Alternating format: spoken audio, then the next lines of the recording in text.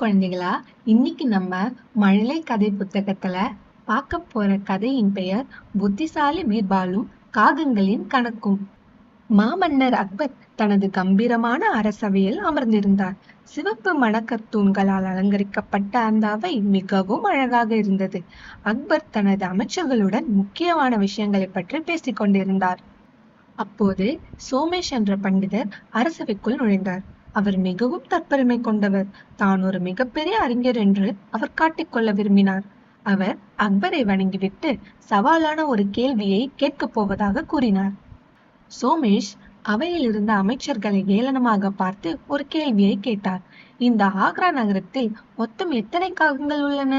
உங்களில் யாருக்காவது இது தெரியுமா என்று சத்தமாக கேட்டார். அங்கிருந்த அமைச்சர்கள் அனைவரும் ஒருவரை ஒருவர் பார்த்து கொண்டு, காகங்களை யாராவது எண்ண முடியுமா? அவர்கள் அனைவரும் அமைதியாக தலை குனிந்து நின்றனர். ஆனால் பீர்பால் மட்டும் ஒரு புன்னகையுடன் இதை கவனித்துக் கொண்டிருந்தார். பீர்பால் மெதுவாக நடந்து வந்து அக்பருக்கு முன்னால் நின்றார். மன்னரே, இதற்கு கவலைப்பட தேவையில்லை. நமது நகரத்தில் எத்தனை காகங்கள் உள்ளன என்று எனக்கு தெரியும் என்றார். அக்பர் ஆர்வத்துடன் அவரை பார்த்தார். சொல்லுங்கள் பீர்பால், எத்தனை காகங்கள் உள்ளன என்று அக்பர் கேட்டார்.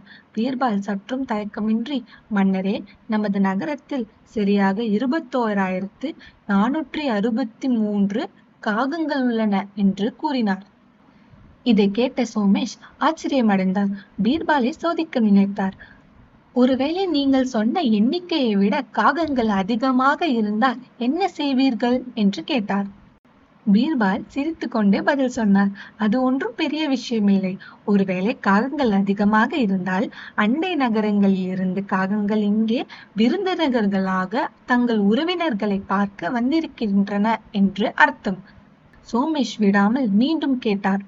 ஒருவேளை நீங்கள் சொன்ன எண்ணிக்கையை விட காகங்கள் குறைவாக இருந்தால் அதற்கு என்ன சொல்வீர்கள்? அக்பர் இப்போது பீர்பாலின் பதிலுக்காக ஆவலோடு காத்திருந்தார். பீர்பால் சற்றும் யோசிக்காமல், அப்படியானால் நமது நகரத்தை சேர்ந்த காகங்கள் மற்ற நகரங்களுக்கு சுற்றுலா சென்றிருக்கின்றன என்று அர்த்தம். இதை கேட்ட அக்பர் பலமாக சிரித்தார். சோமேஷ் வாயெடுத்து போனார். இன்னும் குழந்தைங்களா, உங்களுக்கு இந்த கதை பிடிச்சிருந்ததா?